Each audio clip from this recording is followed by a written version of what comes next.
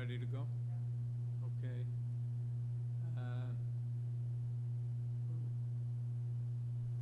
We're ready to go, but we need our other two panel members.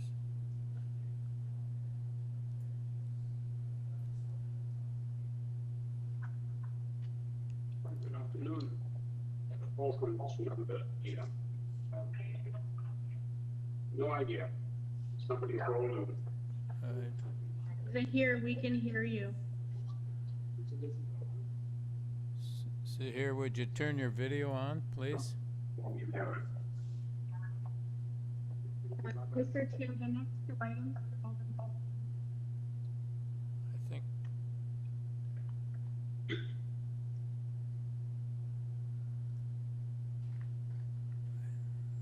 Okay, all right, for sure we have a quorum. So the next items are 12 and 13, which will be heard together.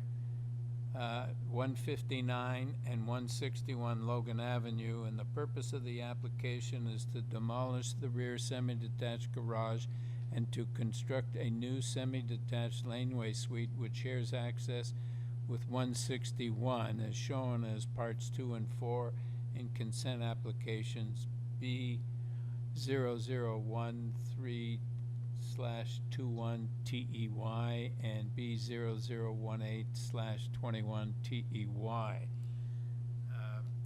And 61 is to construct a new two-story semi-detached laneway suite with shared access with 159 Logan Avenue. With these applications, we have material submitted by the applicant, reports from engineering and Conservation Authority, and correspondence in support, and the same thing with respect to 161 Logan.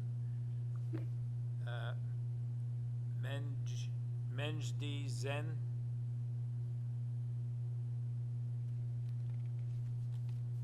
Hello? Yeah. Could you just give us your name and your address for the record, please? My name is Mengdi Zhang, and address 1100 Gordon Baker Road. And my client, the owner of the property, would like to speak for these applications. Okay. Are you going to speak, and they're going to speak, or just the owners? Just the owner. Okay. So can we have the owners online? Yes, hi, it sounds like this is David Pierce, 159 Logan Avenue. Can you hear me now? Yes, we can. Thank you. So I just wanted to ask you one question before we proceed. I thought that the consent application was no longer needed. That was not our understanding. The consent application is for the central staircase that we've proposed between the two units and going down the middle of the unit in the proposed construction. All right, so you need a consent approval as well as the variances. That is right. That is what we're requesting. Okay, let us have your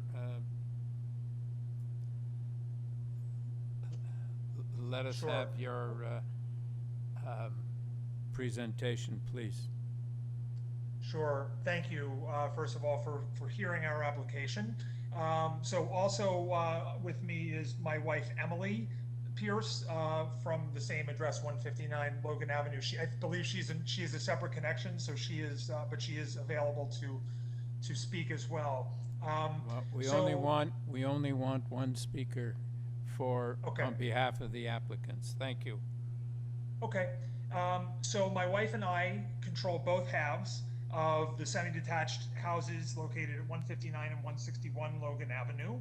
159 is our primary residence, and we are seeking to build laneway housing that spans both properties as a single semi-detached structure. The structure is proposed. We are requesting variances as well as we're requesting the consent. The consent is related to the central staircase, rather than having two staircases, one for 161 and one for 159, in the interest of conserving space and giving the tenants in the laneway housing as much room as possible, as well as making the proposed garage at 159 Logan as usable as possible. We're requesting to simply have one staircase going up the middle.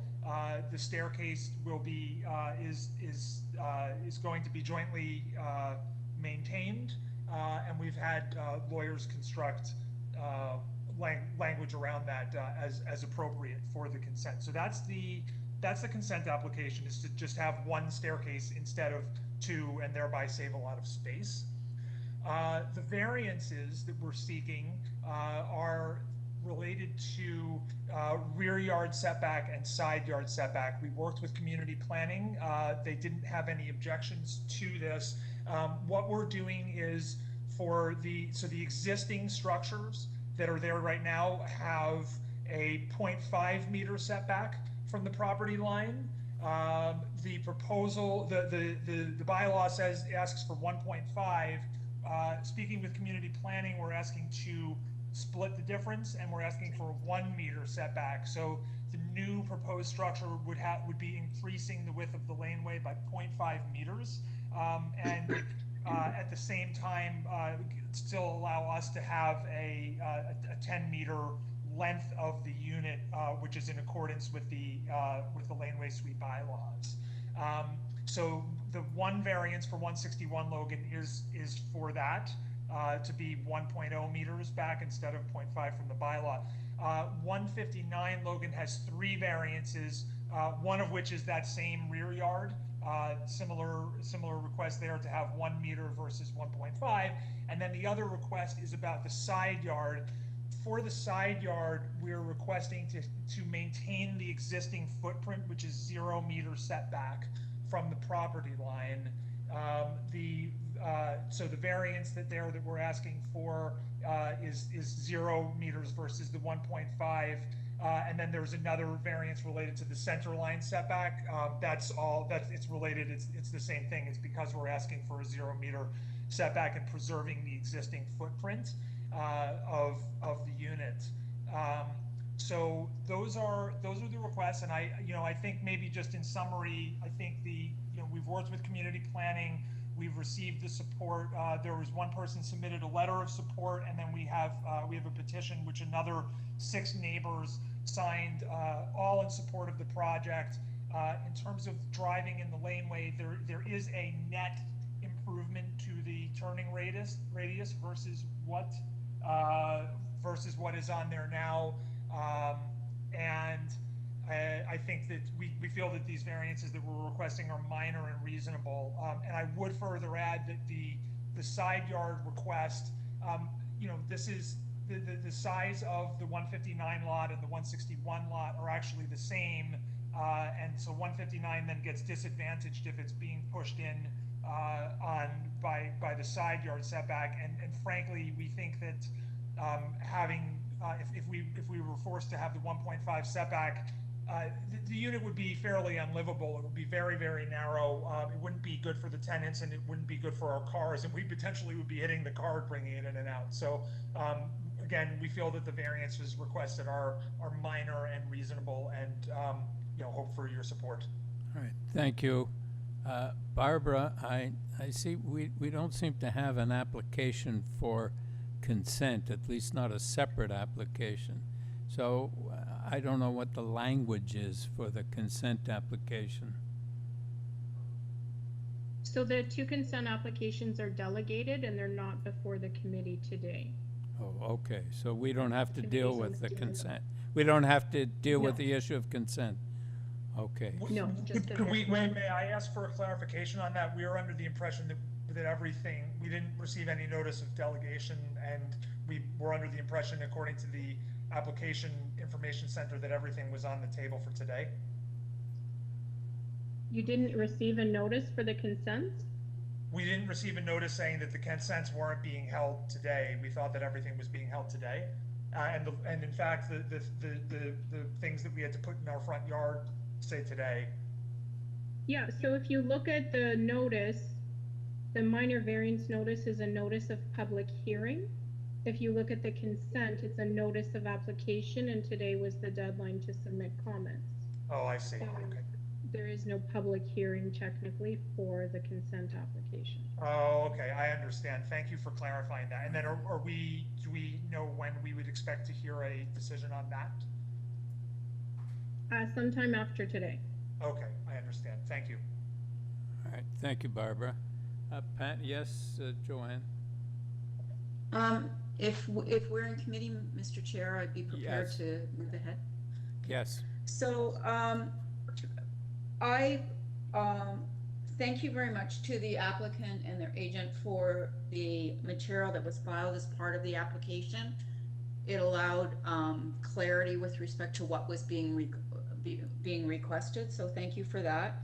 I noticed that development engineering initially had some concerns and were asking for a southeast corner conveyance, but they have since revisited that comment after discussions with the applicant, so that's no longer a condition. I think what's being proposed is a creative solution to providing better use to the rear of the properties for the laneway suites, and I would be in support of the application and with no conditions. And if my colleagues have no further comments, that would be my motion. Yim? I have a question. Actually, I do have a question. Oh, I'm sorry. I do have a question to the applicant. Go Sorry. ahead. My question is, although I'm glad that this consent is not in front of us, because I do not really understand how it works really, only because if you consent to separate two piece of property into two, so if I'm thinking about ahead that if you sell this property, will the future owner will be restricted to what they can do with the staircase? Or Yeah, they so- cannot have any authority over that? So what we have, I don't actually have the language in front of me. I'd have to dig it out. But the effect of what the language says on the shared staircase is that in the future, yes, if we were to sell one of the properties, the existing staircase, if let's say one side wanted to tear down the structure, basically what the language says is that the owner of the other side that has maintained the structure would still be allowed to have like support beams for the staircase, so the staircase is still viable. So the staircase for that small footprint would remain, and the owner, the new owner who is doing the demolition would simply need to allow that there are support beams for the staircase if they wanted to, in the unlikely event that they wanted to demolish the structure and do something with it. Okay, thank you. It's very complex surface, I think, because it's some kind of future implication. Okay, thank you. So Yim, it seems to me it's analogous to a mutual driveway, that Yes. one side has almost- the right of okay, way yeah. over the other side and set conditions about the demolition. Yeah, that is exactly our intent, and that is how we worked with the lawyers to draft the language. So it's a similar situation to Yes, a shared driveway. Yeah, exactly. But then this case is involving construction support and all that stuff, so it's a little bit more complicated. So, but Yes. After all that, I just want to clarify that for myself, and I will support a motion for approval. All right, so are you seconding the motion, Yim? Yes, if there aren't any more comments, I will be happy to second them. All right, There were three, maybe four motions, right? The severance, no, we're, three.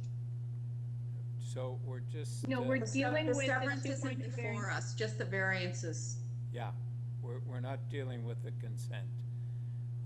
So we're dealing with both 159 and 161 at the same time. So, and there's a motion on the floor to approve both of them. It's been seconded. All in favor of the motion? All right, you have your approval, sir. Thank you.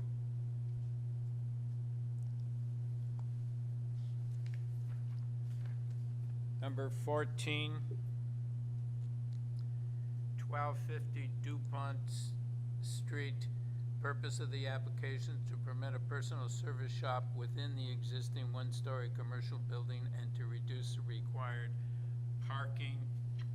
With this application, we have material submitted by the applicant and a report from community planning.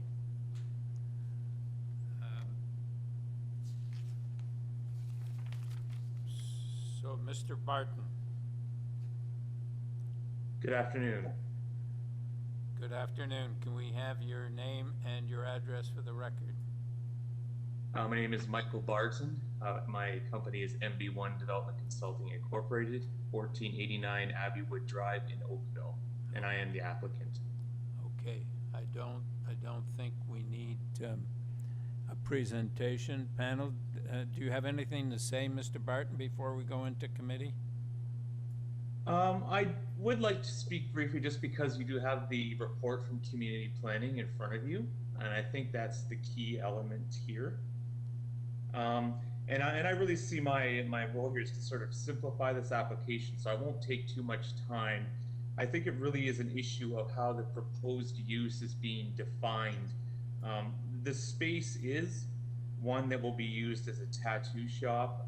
It has a unique focus. I had asked the owners for a bit more detail, and they really are focused on particular types of artists and ensuring that they're applying their craft to their customers. And the real issue for me on this application was that and I spoke with city staff with the typical definition for a tattoo studio is the personal service shop.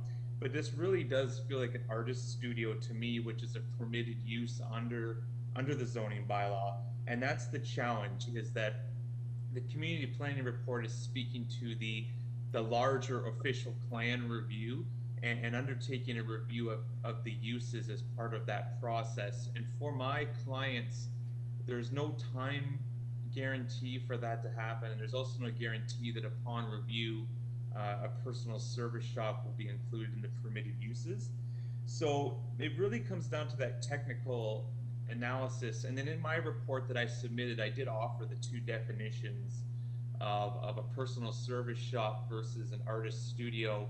And I really have a difficulty with the feeling that a tattoo shop falls under the definition of personal service studio. So I had put that on my page 9, and I'm not sure if you had that in front of you, but what it does say is that it is related to grooming and similar types of services, while an artist studio has to do with an artist providing their craft or art to their customers. And for me, a tattoo shop really functions as an artist studio as opposed to a personal service shop. So what I put in the variances in mind being that we're really seeking to recognize that use as one that the function and form of development wouldn't change whether this was an artist studio or a personal service shop.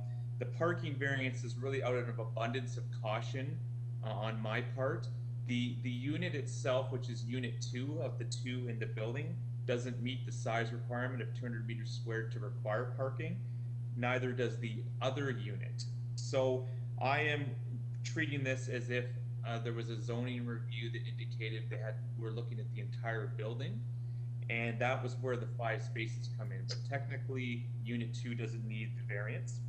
So that was why I wasn't in agreement with the deferral request, is that, like I said, the timing and the certainty around it, and also that for me, it really is an interpretation of how this use falls within a personal service versus artist studio shop that are the key items here. So I think I'm willing to answer any questions, just to keep it brief because you didn't ask for a presentation, but those are the key items I think that warrant consideration. So, Mr. Barton, are you asking us to approve the application as is, or are you asking us to approve it as an artist studio? So the reason I had given, and I spoke with city staff about this, my original application had only 2 variances. It had one asking to add the personal service shop as a permitted use. I added the second variance about adding it as a permitted use with conditions to give us the opportunity to say, if the committee chose to go that route, that a personal service shop is permitted with a condition of whatever it may be, that it's only used for a tattoo shop or whatever it may be. I am at the committee's discretion about whether we were to deem this an artist studio as an alternative use. I would say I was challenged with this one a little bit just because of it. I was surprised a little bit when I spoke to staff and they said, no, this is a personal service shop, just given, the nature of the business. So I would say I'm asking you to approve the variance before you, because that is what is before you, but I'm open to discussing options on that, with the key being that the owners are ready to go with this use. They've already invested quite a lot of time and money into getting it ready. And when they applied for business licenses, when they found out that this is how the use would be interpreted. So I hope that clarifies sort of where I stand on it. Yes, Joanne? Just in terms of that point of personal service use and artist studio, is it just doing tattoos or is it doing piercings as well? Is that where the planning staff had a concern, or is it solely tattoos? Well, the planning staff concern, and planning could clarify if I don't say it the right way. I believe their overall concern was that they're doing a comprehensive review right now, and they don't want to look at changing uses while that comprehensive review is ongoing. So I didn't see any particular comments that related to a tattoo shop, a piercing shop, particularly a personal service shop at all. It was more that they would rather this be handled as part of the comprehensive review. That was my take on it. Okay, so my question is, though, in addition to that, is the business limited to tattoos, or is it doing piercings in addition to tattoos? I'm looking, I want to be 100%. I actually didn't specifically ask that question. Because we are treating it as a tattoo shop. I was just seeing if there was any information. I do have the owners. The owners are on the meeting. I know you didn't want to speak. The reason I asked that question, I'm not trying to be picky, but you're suggesting that if we decided to approve it, we could add the condition that be a tattoo shop. I am just asking whether or not that is actually the extent of the business that you're actually seeking to operate there. And sorry for speaking over you. The owners just emailed me as we were speaking and said that they don't do piercings, so it will be just tattoo shop. Thank you. So, Mr. Barton, I have 2 questions. The first relates to the difference between personal service and artist studio. Are you not better off with personal service as it's more general and would encompass more businesses than a artist studio? And so your client is better off from that point of view. And the second thing is, has the city given you any indication as to when they're going to complete their review? Because, as you say, your client has money invested in here and they want to get going. Yes, so first question, I think the simplest answer is that the personal service shop isn't permitted today. So it does allow the wider use, and the zoning department advised they would consider this a personal service shop. So technically, a tattoo parlor would not be permitted because it falls under that. So even though, in my opinion, it's artist studio applies from a zoning perspective, so they wouldn't be zoning compliant unless we went to personal service. So that was why we asked for that use to be applied. And then with the planning staff, what they're indicating is that they feel it's appropriate that that use would be added through the comprehensive review, but no timing has been given to me on that.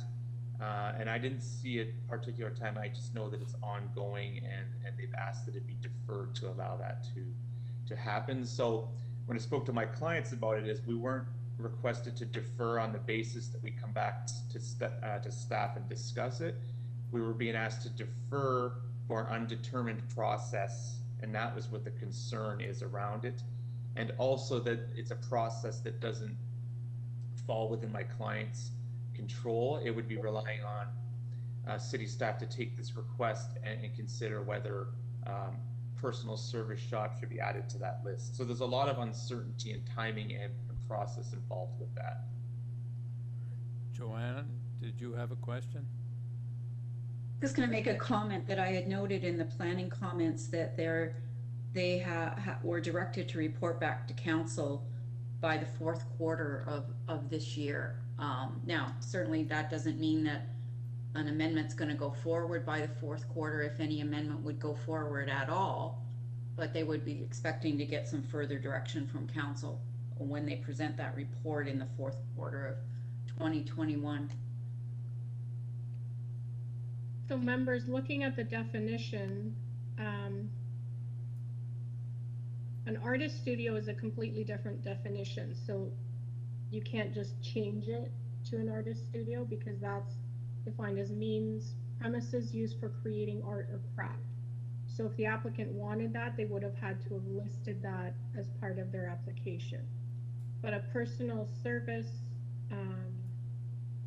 shop means premises used to provide personal grooming services or for the cleaning or care of apparel. So it's pretty general, but that's the variance that they've requested in this case. Okay. So, yeah, Joanne? Just a question of the applicant. Would the applicant, if the committee were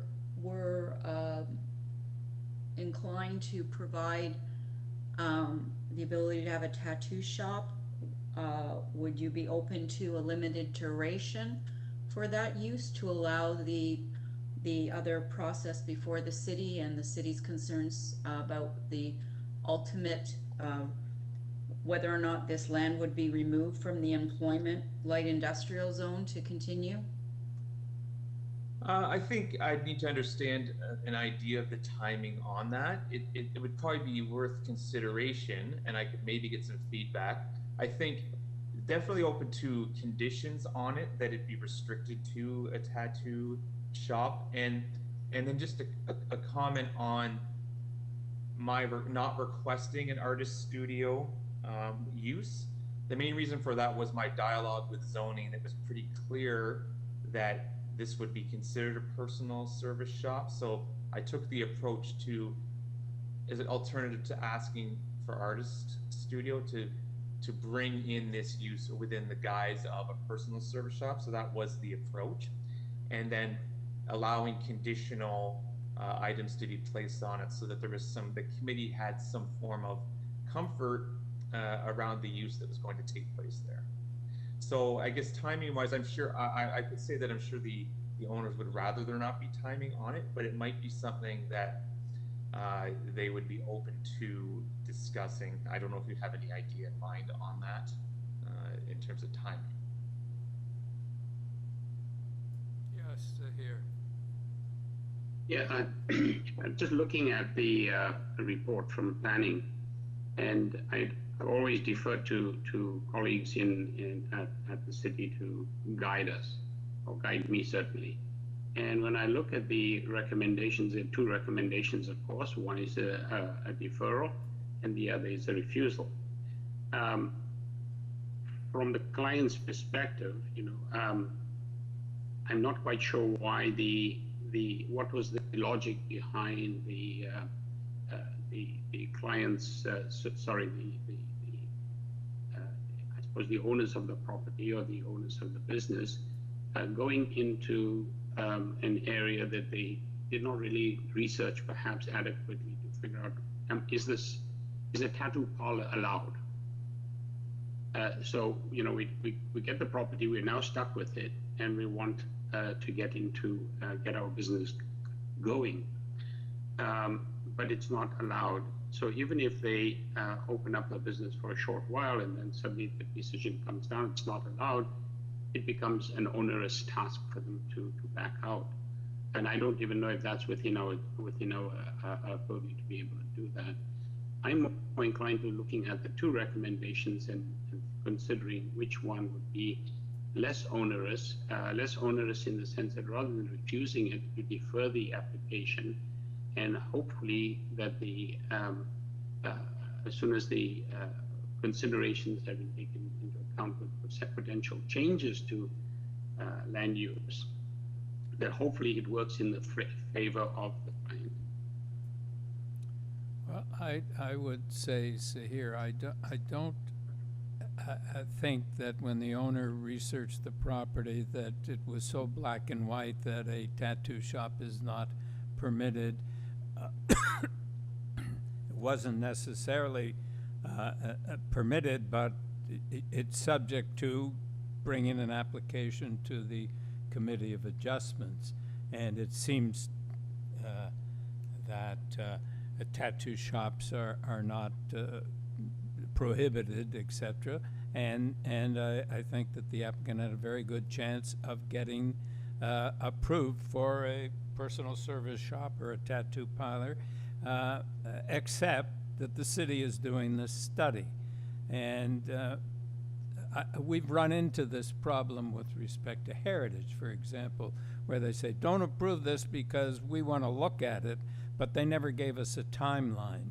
And I don't think that the planning department, with all due respects, takes into account the fact that these people have rented a premise and are entering into a business, and they want to get into business.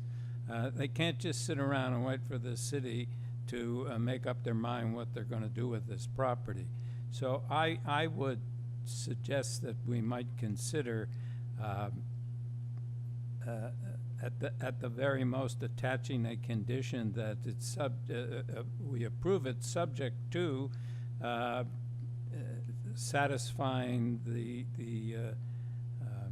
city at a later stage that this would fit within the new zoning. I don't know exactly how to word it, and I don't know whether that's right. Yim? Mr. Yim? Yes, I like to sort of elaborate on your point, and I think that to me, whether it's the future zoning is going to be, this little building is not going to make a big difference. And first of all, secondly, I think that for the planning department to be just fair, at least they could suggest some condition or for the deferral or have some kind of timeline. And I think that this is a very big burden on small business to wait and see, because even if the comprehensive plan being amended, if there's something that they do not comply, they will have to come back here anyway. So I'm not too concerned of that. And then I think that I will go along with Mr. Chairman to read or to see the application as it's written. Joanne? I think the distinction in this point is it's an employment light industrial zone, and there's, a lot of rules around conversions in employment areas, and the type of employment that they are hopefully keep open to be able to offer that type of use in an area. So, it may be different than a commercial to, having a restaurant versus an office or something. And also, personal use is very broad. And if it's just personal use, you could have a hairdresser in there, you could have a nail salon, you can have all kinds of other uses. So I think to Sahira's point about what the city said, I think it's that until such time as they have an opportunity to study it, they're trying to ensure that employment lands are protected for the uses that are proposed. And that's the major challenge here. It's the employment use challenge. It's under review. Whether or not it will stick, or whether or not they will lessen it and do a mixed zoning here that would allow for personal use things, remains to be seen. but I think to provide permanence to something where it's very clear there are certain reasons why employment zones are in place, and that's the basis for the city's position is the challenge on this application. Yeah, Yes, I would agree Nimrod. with Joanne's comments on that. I think if we do decide to consider approving it, I would suggest that we tie it down to specifically a tattoo parlor, and that it be limited to a maximum of 2 years, and that would then give the city's review the chance to get completed. And if I may add just a comment, since I'm still on here, I did get some more input from the tenants. So just to clarify, they are a tenant. They're different than the owner, and they have 2 more years left on their lease. That doesn't mean they wouldn't like to continue in the location, but I think maybe a 2-year timeline would work for them to also allow then for the comprehensive review results to be finalized. So just some thoughts on that. All right, in light of that. So are we in committee now, or? Yes, we've been in committee. Okay. Yes, Jim. Yes, I will try a motion. Maybe it will not be supported, but I still will try it because I would like to express my comment, my opinion. I will move for approval without any timeline limitation, because I think that the comprehensive zoning will take care of that later, and we do not have really a fixed idea of how long that will take. Yep. Do we have a seconder for Jim's motion? Motion fails. Do we have another motion? Yes, Nimrod. Okay, I'm going to try this motion that a motion to approve the variances subject to the personal service shop being limited to a tattoo parlor and for a maximum period of time of 2 years. Do we have a seconder for that motion? Yes, Joanne. Okay. All in favor of the motion? You have your approval, sir, subject to those conditions.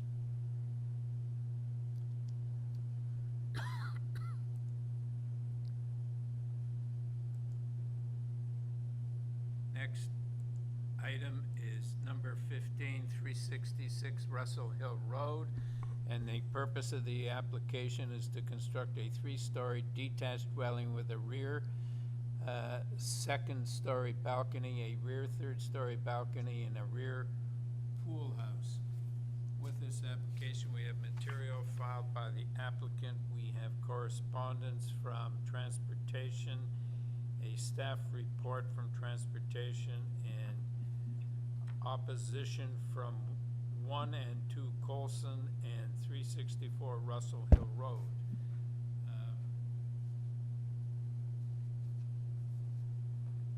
So, Miss Lisk? Yes, good afternoon. My name is Signa Lisk. I'm from Castles, lawyers for the applicant. I'm at 40 King Street West, Suite 2100 in Toronto. Yes. At the outset, I would like to thank planning staff who we worked with in quite detail to make revisions to these plans that resulted in the plans that were posted and circulated to the committee, and we believe addresses also the concerns raised by the neighbors. But just to be clear, these changes do not change the variances being requested, but they were intended to provide a much more sensitive relationship to Colson, which I will walk through. There is a presentation that was posted that I would like to refer to. I wonder if that can be put up.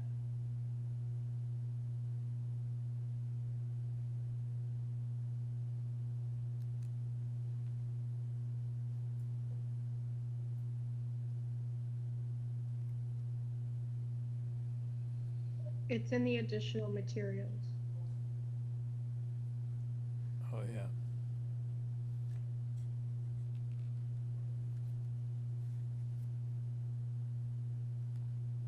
Yes, I see it there, presentation materials. It's just underneath. Perfect. So just gave some pictures of the, on slide 2, some pictures of the context. This is the existing house. Yeah, the existing house at 366 Russell Hill. There's some context. Again, prominent corner on prominent street across from Bishop Strachan School. Other photo, if we keep going, just shows the view from Olson Street. If you turn to the next slide. And this is an opportunity to really enhance this prominent corner. This shows the relationship to 2 Colson and shows the significant tree that's there, and that is being maintained, and that has also sort of driven some of the architectural details of the house. Next, if you keep going through the slides, you'll see the picture of 364 Russell Hill. And if you go to the next slide, just shows the condition across from Colson, across from the subject property. Again, a prominent home on a corner, which shows sort of the character of the area of, having a more substantial building on a corner. Again, 3-car garage, significant driveway, and access, as well as shows the, there are 2 balconies as well on the rear, a balcony and a Juliet balcony, just for context. And the next slide shows the proposal. This is an image of the proposal from Russell Hill Road.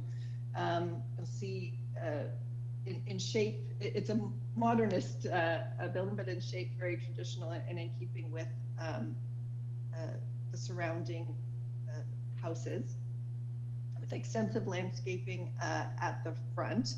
And the driveway you'll see is not here because it is a corner lot across from a school. The driveway will be taken from Colson Street. So if we could go to the next slide, which is generally the preference of transportation services.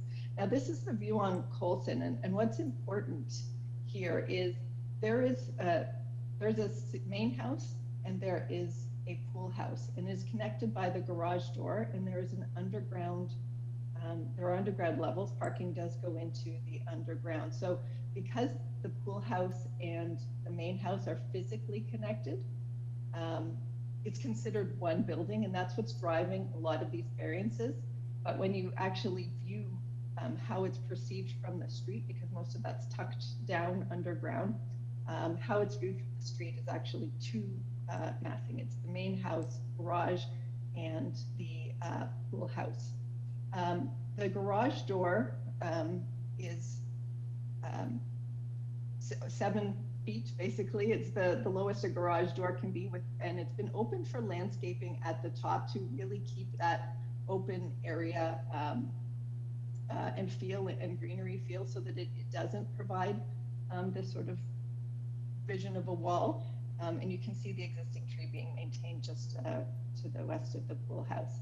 On the next slide, this shows sort of the open concept that's being proposed. It is a courtyard in between the house and the pool house, and the pool is actually inside the pool house.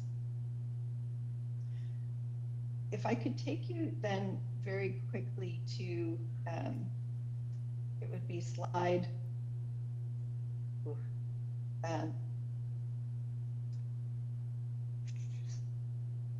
12. Yes, just wanted to show. So the configuration has been triggered by a few things. One, to conserve that tree, and also to ensure that the car can enter the driveway without creating a reverse slope, which transportation does not support for engineering reasons. So to be able to go in level, it has changed the first floor grade, and so that's triggering that variance as well. But one of the changes that have been made in discussion with planning staff is to reduce the height of the pool house considerably. It has gone down to 6.66 meters, which is basically a whole floor. At the time of circulation, the original plans were 9.75 meters. So it's been reduced to try and address that visual impact that neighbors have expressed concern about, as well as remove the top of that garage connection to make sure that it's open, there's ability to put planting there so that it won't be perceived, again, like a wall. And because there are no variants for these, the variances are driven by the height of the main house. So there is no changes to the variances to facilitate these changes. I will note a garage could be 14 feet at the property line. So this is set back more than what could be if it was a separate garage. The garage door is only 7 feet high. Instead, again, to try and minimize the impact on Colson. And because of that setback, there are no impacts on sightlines, and obviously transportation did not raise that as an issue. I've included shadow studies. These were presented and prepared for the prior owner of 2 Colson. There was a recent sale, but the architect did try to reach out to neighbors and did a mailing and did speak with some neighbors. And the shadow study was... Miss Lisk, Yes? your time is long up. Perhaps you could wrap up. Okay, I know sure. I know it's complicated, but and there'll probably be some questions. So, but try and Sure. wrap up, and we'll see where we go from there. Sure. So I will just say the shadow study is there for you to review. It's at the 9 meters, not 6, and there's no shadow impacts.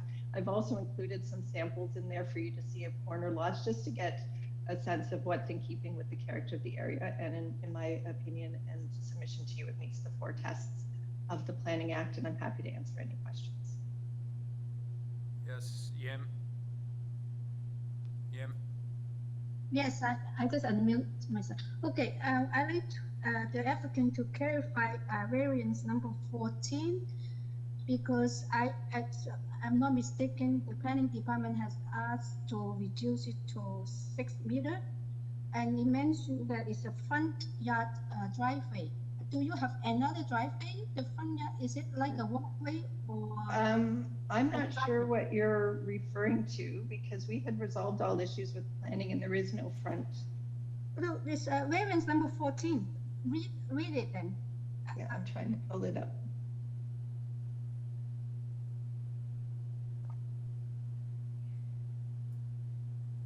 Oh, that's the width of the driveway on the side? Yeah, so that's the issue. So that's the comment that came from transportation, right? So the transportation said they had no concern with the variance, but they, the curb cut on the city property, they wanted to be 6 meters. That is something that we will have to address with transportation when we have to go for a curb cut. There are many wider curb cuts in the area. So my question is this a driveway? So require curb cut? So it's on that view on Colson where you saw the garage door. Yeah, but this is the front yard.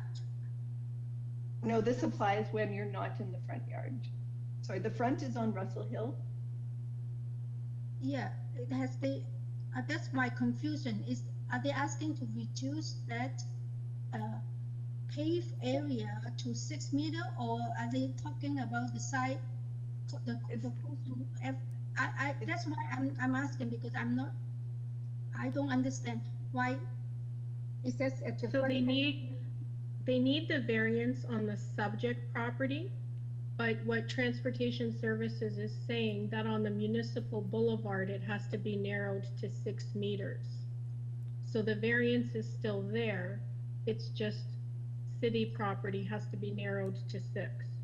I think it's a little more than that, Joanne. I think it's the actual curb cut that they're concerned about. I don't know about the boulevard, but they only want a 6 meter curb cut. And as I understand it from Ms. Lisk, that's a different issue. It's not part of the variance. In other words, they could have the driveway 7.14 meters or whatever they're asking for, but the city wants them to only have a curb cut of 6 meters. So that's not something that we're being asked to address. Oh, So I'm their sorry. comment is Transportation Services recommends that the width of the driveway in the Yes. public right-of-way be reduced to a maximum of 6 meters. Yeah, so they're talking about city property, if I may, would be the public right of way, not the property and the driveway and the garage that's being, that is the subject of the variance. So we understand that advisory comment, and city property obviously is not subject to our application. We will have to satisfy transportation services when we seek to go into the city right of way. And Lee, I just want to clarify that variance number 14 is specific where the driveway is not in the front yard. Exactly. Yeah, exactly. So that's what I'm thinking is specifically for the for variance 14. So they have asked to reduce to 6 meters. That's what I'd like to put a condition if we are going to approve it.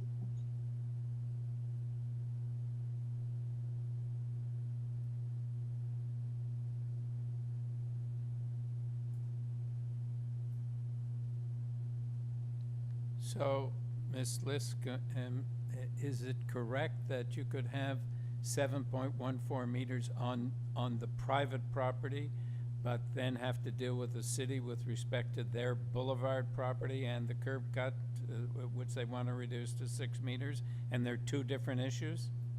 That is exactly correct. That is dealing with city property, and that's an advisory notice from Transportation Services, which, you know, we accept. Ultimately, it's their decision on what the curb cut will be there. We hope to work with them and you know, see what's appropriate, but it doesn't affect the variance, which, yeah. Yes, that's right. Okay, Joanne? Just a point of clarification. So, firstly, I think that the revised drawings are an improvement over the Colson Street facade. So you're suggesting it's a courtyard. So when the car goes in, is there a ramp down in the courtyard now? Because it's not sort of a garage, like in terms of the access to the parking, which is in the basement? Yeah, so it goes down. There is internal ramping underground to go down into the lower floors. So what happens? Is the car going in and then there's a lift down, or where's the ramp to go into the? So the ramp would be underneath. Yeah, the overhead that shows it saying that it's a lovely courtyard. Does the car go in there and then there's a ramp down? The car goes underneath that, right? Oh. Because yes, so the ground floor is elevated. That's one of the variances to because. Okay, so it's going underneath that at 7 meters. Okay, the perspective I couldn't quite see. Okay, so it goes very quickly right underground from the side yard of the house. Okay. Exactly. We just had to maintain that it goes in level to ensure that we don't create a reverse slope driveway condition. Okay, thank you for that clarification. Yeah, and you've got 6-car garage underneath? I don't recall how many cars, but yes, it is. There is a multiple car underground parking. Yeah, including a car wash.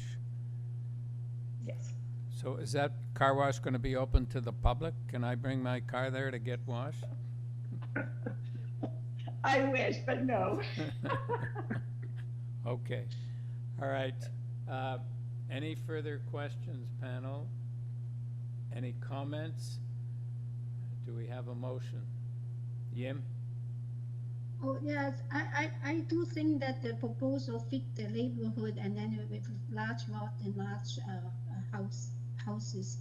But I would like, if I move for approval, I would like to put the conditions that the driveway on Colson Street to be built to the satisfaction of transportation. All right, Joanne? As it was noted, they have revised the elevation drawings and the plan to soften the impact on Colson, but none of the variances are changing. As a result of that, if we were moving to approve it, I'd like to tie it to some type of plan so that it's obvious that it's not the solid facade that is part of the drawings that were part of the package that we were provided with initially, because I think that there's a major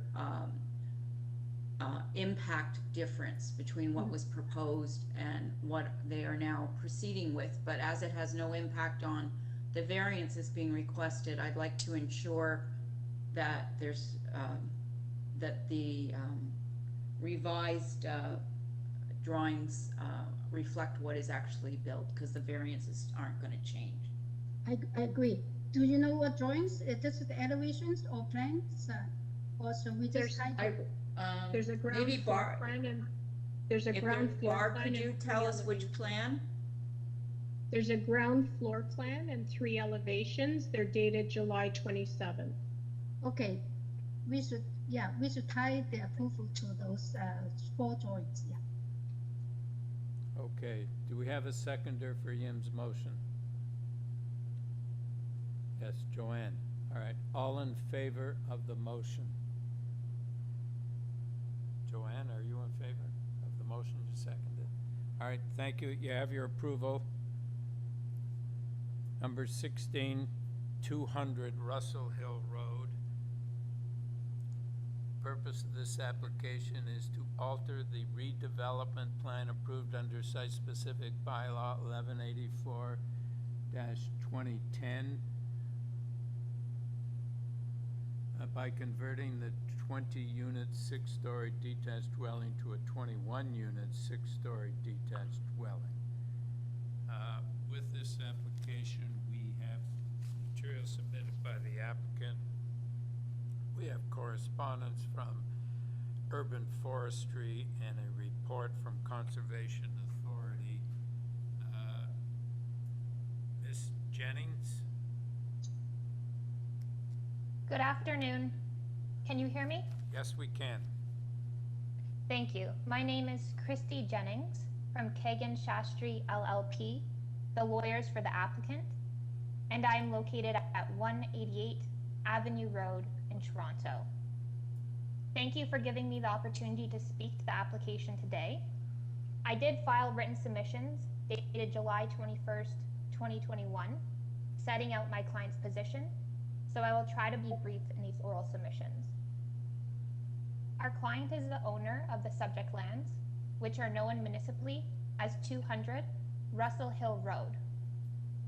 Through a historical zoning bylaw amendment in 2010 and a subsequent decision of the committee in 2014, our client was granted permission to build a residential apartment building on the subject property that accommodates 21 residential units. That permitted building is currently under construction on the subject property. The residential portions of the building currently have a maximum height permission, the habitable portions of the building currently have a maximum height permission of 28.3 meters, and the mechanical penthouse has a height permission of 30.5 meters. It has been determined in consultation with City Planning Department that the subject property can be optimized without causing any adverse impacts by increasing the floor plate of the 6th floor to accommodate 1 additional unit. The increased GFA and unit count remain compliant with the existing permissions. Therefore, a minor variance is only required to permit a maximum height of 30.5 meters over certain portions of the building. It is respectfully submitted that the proposed variance meets the test enumerated under Section 45(1) of the Planning Act on all grounds. It maintains the general intent and purpose of the official plan and the zoning bylaw. It is desirable for the appropriate development of the land, and it is minor. The detailed reasons in support of this position are included in my written submissions dated July 21st, 2021. In summary, due to the setback and design of the 6th story, the new residential unit will not be visible from the street. And the best illustration of this condition is in the renderings, which were filed with the application. So I'd ask that they be pulled up on the screen, please.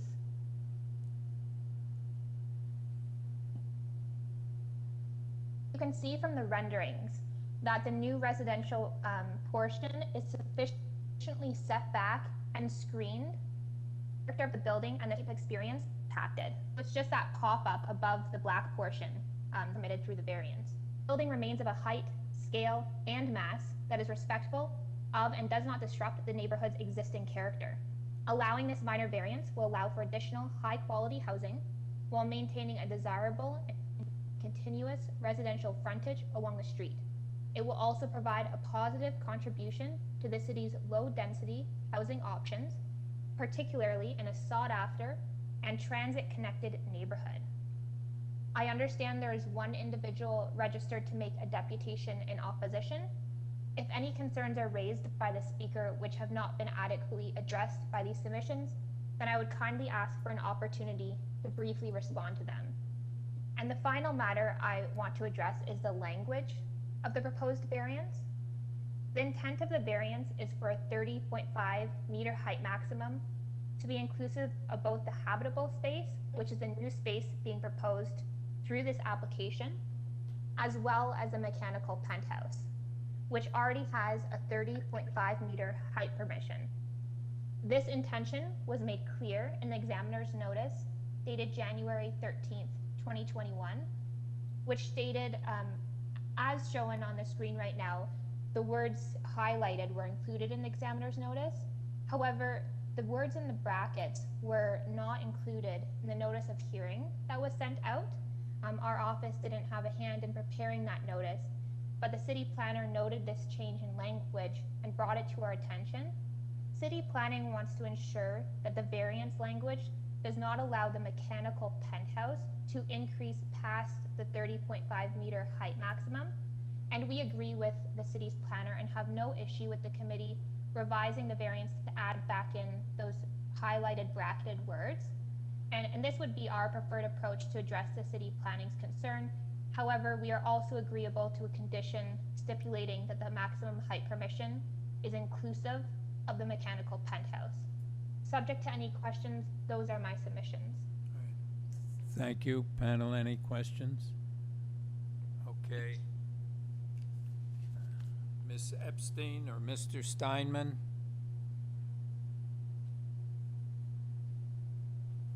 Ms. Epstein speaking. Can everybody hear me? Well, you'll have to speak up a little. Okay, I'll try.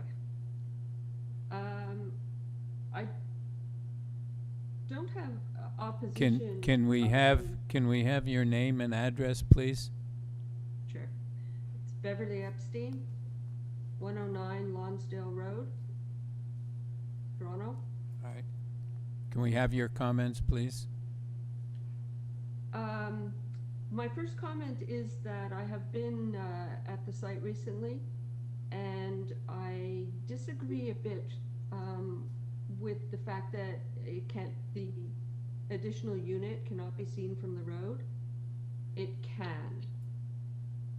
And my other concern is that it does not take any of the aesthetic of the rest of the building. It seems that it's just plopped there and it doesn't have any connection or any aesthetic.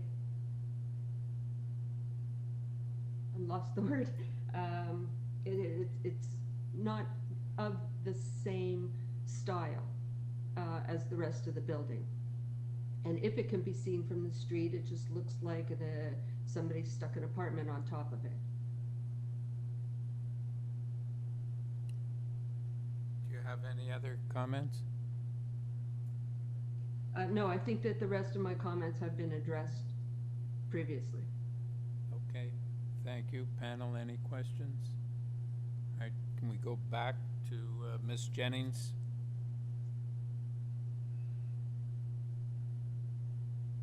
Thank you. So I would respectfully disagree with Ms. Epstein. Great care has been taken to design this new habitable unit and to also set it back from the street.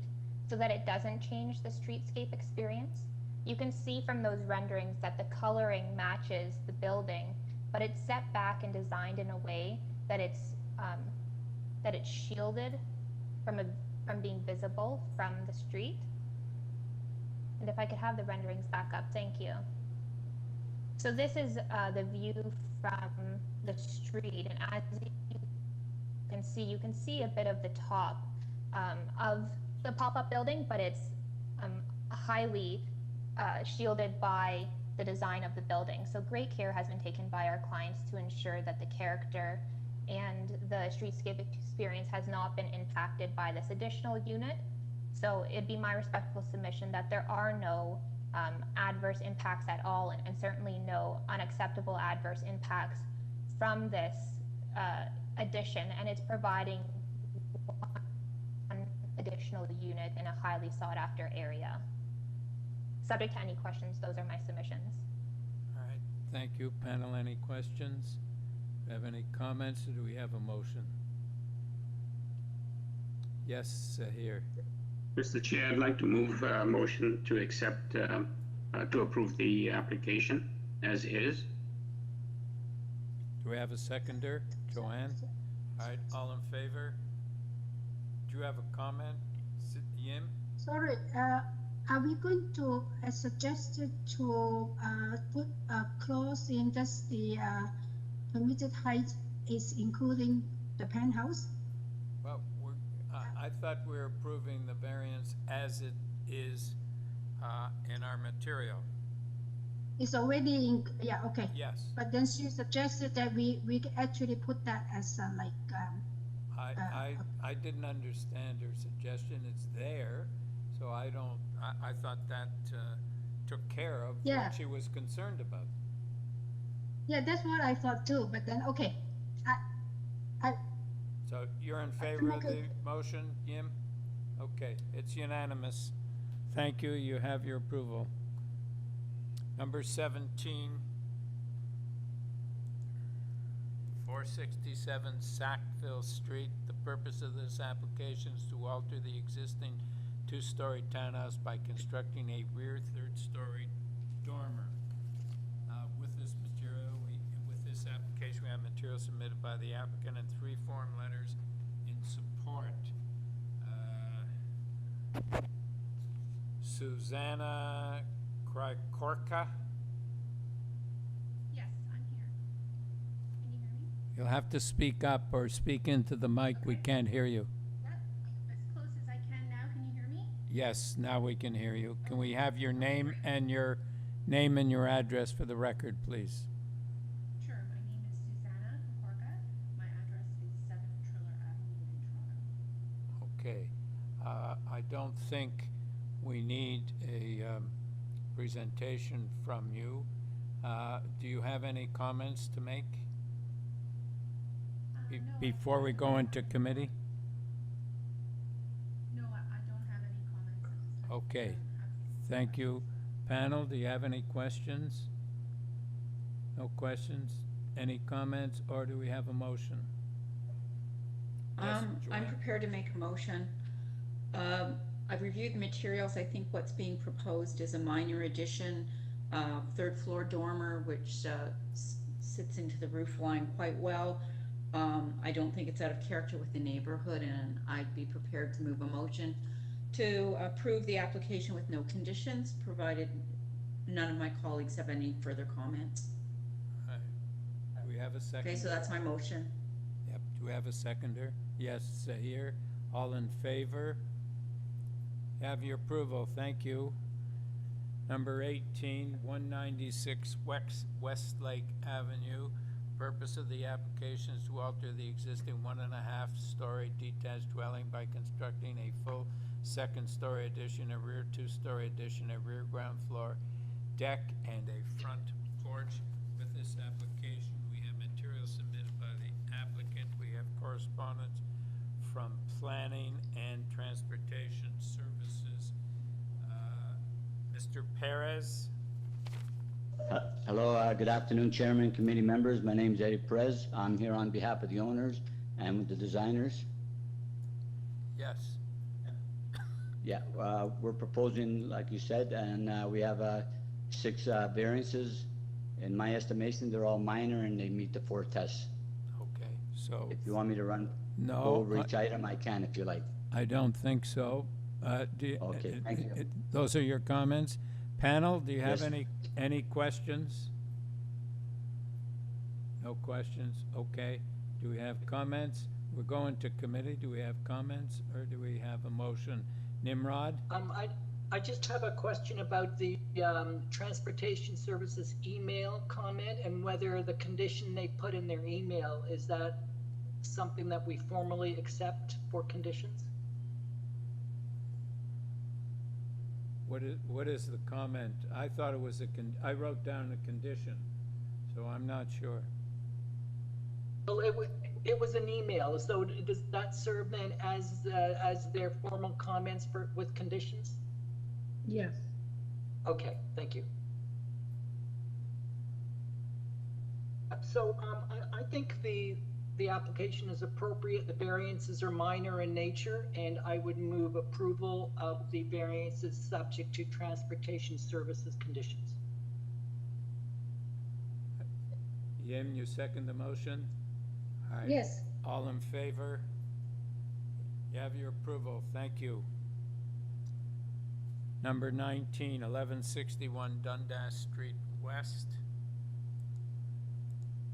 Purpose of this application is to alter the existing one-story commercial building by constructing a second-story partial addition with a second-story outdoor patio.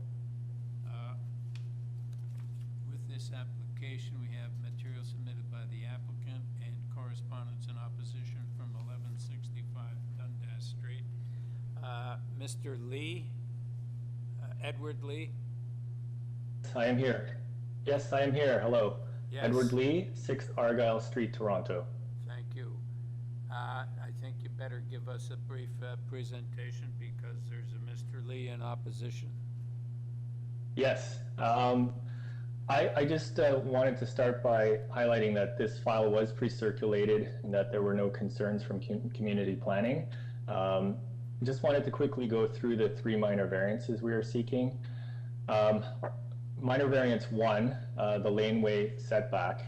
Our proposal can still technically work without this minor variance, but obviously building above an existing ground floor footprint is obviously preferable for structural reasons. The majority of the buildings along this lane do not comply with the lane setback due to the nature of having rectangular buildings sited on a lot with an angled rear lot line. You can see on the site plan, one corner of the existing building complies while the other does not. I feel that building above this second story, we have no windows at the back or anything. It should be quite minor relative to the other buildings with similar angular relationships to the lane. Minor variance 2, the patio setback.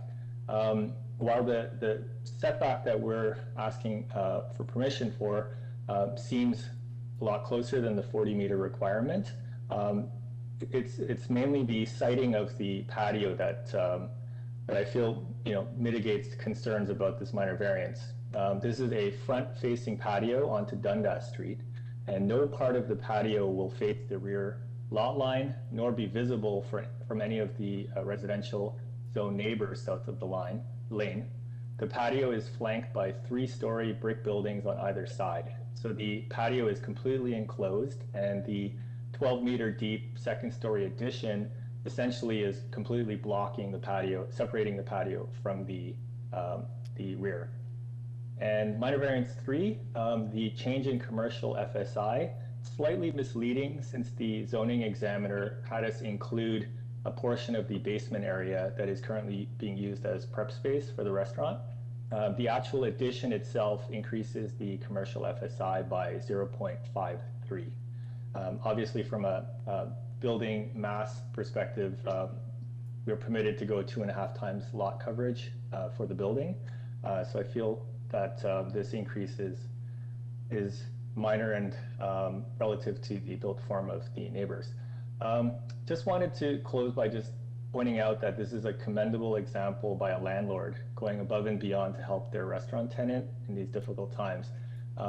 Paris, a well-respected restaurant in the neighborhood, has no outdoor space, and if it wasn't for the Cafe Tio curb lane program, they might not actually be able to have survived this pandemic. The landlord, recognizing this, wanted to provide the restaurant with permanent outdoor seating and additional floor area to ensure that the restaurant can maintain their existing capacity, even though social distancing times are likely here for a while. There's another comparable restaurant east on Dundas at La Palma Restaurant at 849 Dundas Street West. Similarly, they built a partial second-story addition that separates their second-floor patio from the residential neighbors beyond. I believe their minor variance was actually to permit the patio to be even closer to the residential zone. And similarly, I feel very confident that the siting of the patio facing Dundas Street with no view or potential for sound leak between buildings, being lot line to lot line, that there will be no concerns from the residential neighbors behind. The letter of objection from Mr. Lee at 1165, the adjacent three-story mixed commercial residential building. He went through all the minor variances and generally is concluding that this does not represent good development for the neighborhood. Respectfully disagree, and I feel that what we are proposing is quite minor and will pose no disruption to him as the commercial landlord of the adjacent building. All right. That's everything from my end. Thank you. Panel, any questions? Okay, let us go to Peter Lee. Hello, I'm Peter Lee, 1165 Dundas Street West. Can you hear me? Yes, we can. Yes, I'm adjacent to the west. So, it is Paris. Mr. Lee, we can hear you, but it would be better if you spoke a little louder or a little closer to the microphone. Okay. If you look at my material that I submitted, and if you can bring it up on the screen, I can show to you my concerns. Basically, I'm opposing this proposal. They say each of the three variants is minor. They're not. I mean, what's a minor? Minor that I found in website saying restriping the parking lanes in parking lot that does not reduce any parking spaces. That's minor. In other words, minor is like 5 or 10%, no more than 15. Anything over 30 is no longer minor. The first one that he asked for is a variance for a setback. He's asking a setback for 57% decrease. That is not minor. That is not a minor 5%. And that is not a desirable outcome. If you look at the building that he's proposing to build, he's building a second-story building on top of a crumbling wall. The west elevation, the rear section, has a huge gaping hole. If you refer to page 7, you will see that hole. And previous owners have said water seeps into the basement of that from that hole. So I don't see how you can build a second-story building on top of such a large deficient building. The wall has several holes, that large one at the bottom and one at the top, and other spalling brickwork. So it is not a good idea. So, Mr. Lee, we do not. We have no authority over building, and when the owner applies for a building permit, he will have to deal with the building department and those deficiencies. Fine, but the variance he's asking for is not minor. It is a major, okay?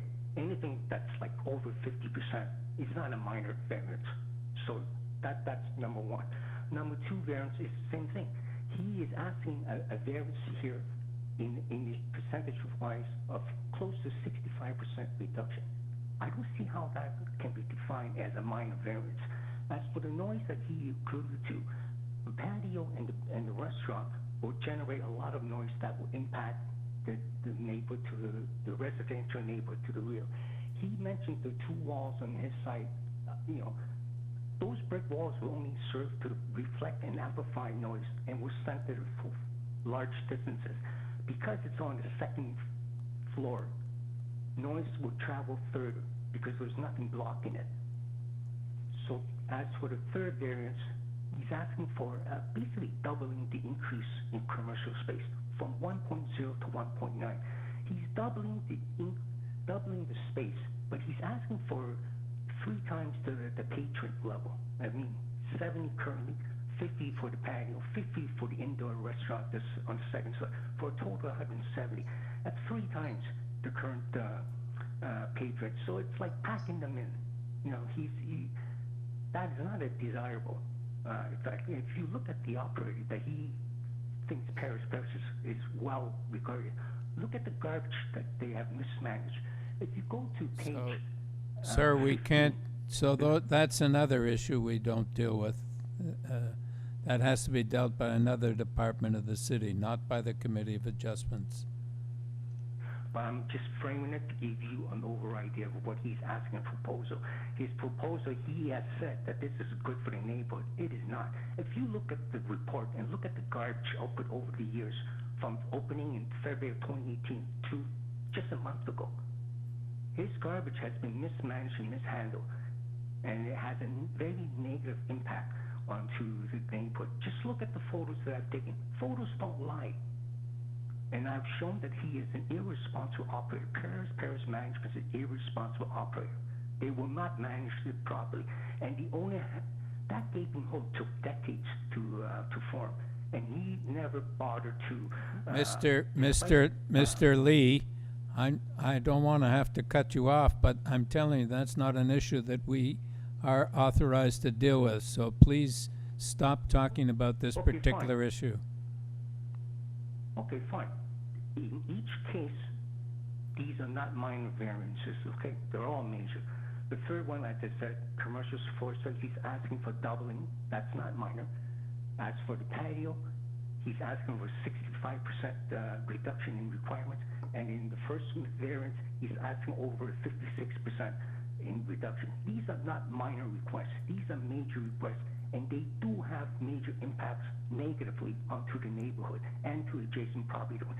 And he has created a raccoon and rat nest in the area. Right. So Mr. Lee, I can support this. So in closing, I do not support this proposal. All right, thank you. Edward Lee.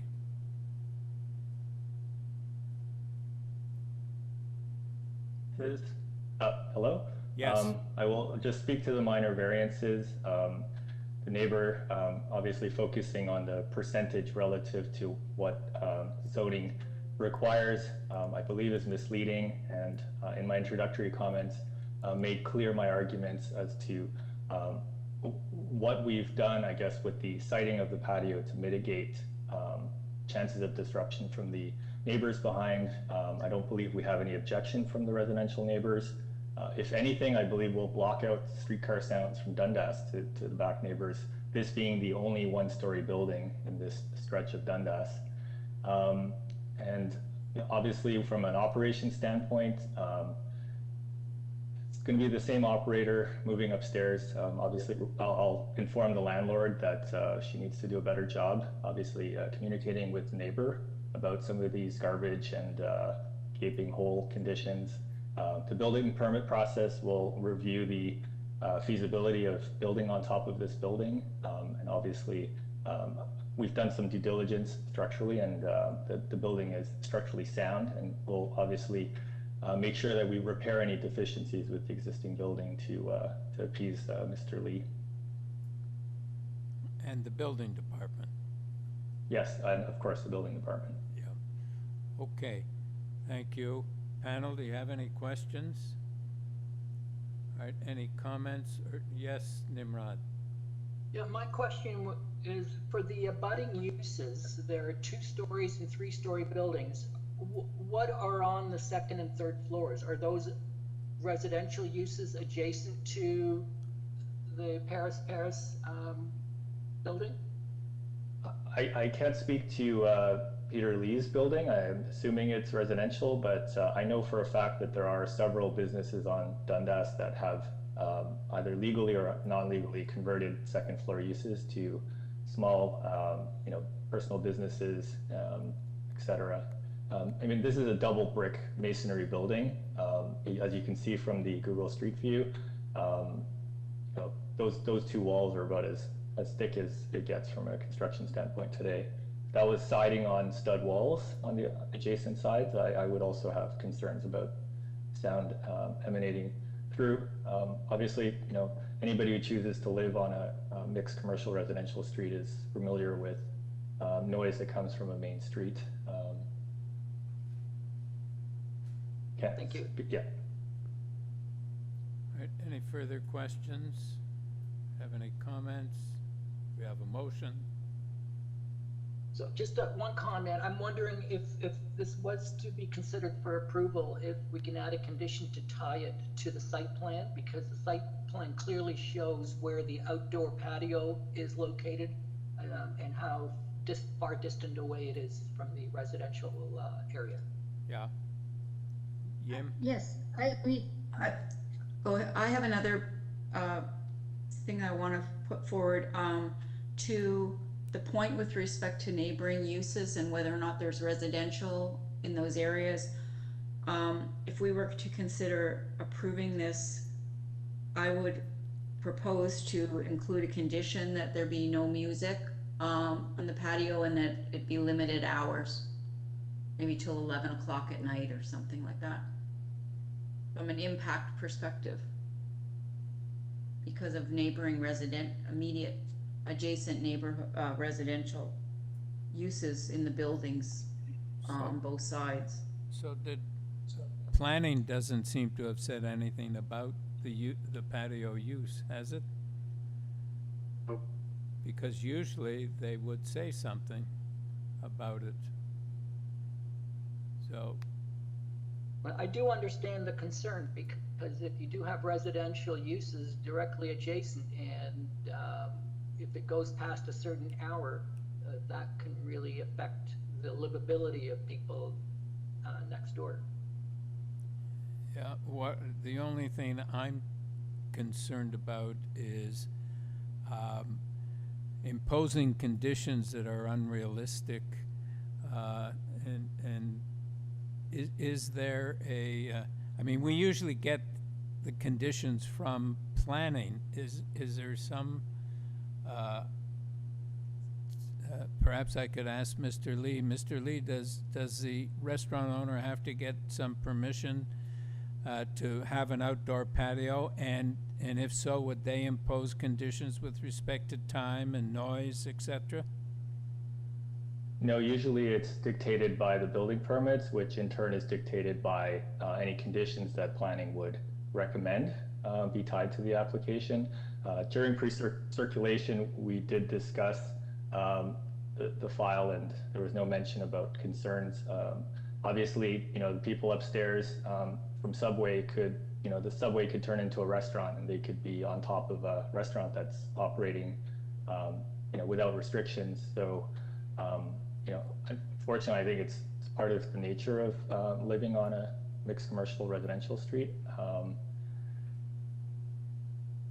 Yeah, but I would just be referring to the patio portion of the expansion, not the internal portion. Yeah. That there may be no music after, let's say, 11 o'clock at night. No amplified music, absolutely. I would be willing to accept that as a condition. That's something that I expect from all outdoor patios. I'm not speaking to the second story internal part of the restaurant. My concerns will only be with respect to the patio. I can't speak for my colleagues, but that's where my concern lies. Yes, Yim. Yeah, I would like to add my comment. Actually, I do agree more with the chairman's remarks. And to understand the site, I think that the boulevard or the Dundas side street dining area will produce more of a noise impact to those windows directly above. This is adjacent with a double brick wall, And it's same as many infill buildings that the only kind of noise will be maybe vibration. I do not agree to have to put a condition on it. Okay, does somebody have a motion? Yes, Zahir? I'm in agreement with both your comments and that of Ms. Chan's, and I'm willing to put forward a motion without any conditions at all. I think at some point in time, if music is engaged in on the patio and there's noise issues, I'm sure the neighborhood community will report the noise to the appropriate authorities, and that can be dealt with at that point. So I think putting on conditions that we cannot release would become just onerous. So I'd be quite happy to move a motion to accept the application as presented with no conditions. Can we add a tie to the site plan which shows the exact location of the outdoor patio on the plan? I suppose that would be quite acceptable to me. Tied to plan. All right, Yim? I will second the motion, please. Okay, all in favor? Okay, you have your approval, sir. Thank you. Thank you. Number 20, 36 Roxboro Street East.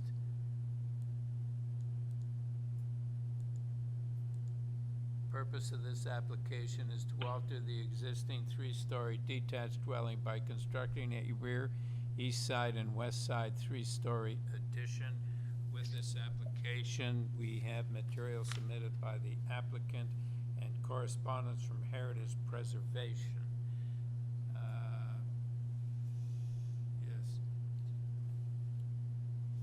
Yes. Nazli Salihai. Good afternoon, Mr. Chairperson.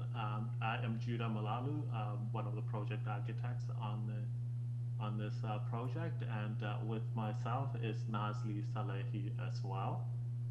We are at 14 Leswin Road and in the city of Toronto.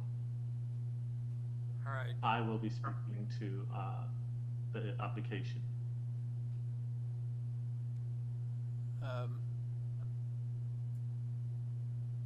Okay, so it's very straightforward. I'm going to take it into committee. I don't think we need a presentation. Did you want to make any comment before we go into committee?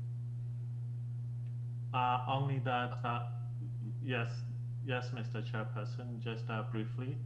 Only that, from the beginning, we've consulted with Heritage Preservation Services, and through a series of iterations arrived at, the proposed project that is in front of you.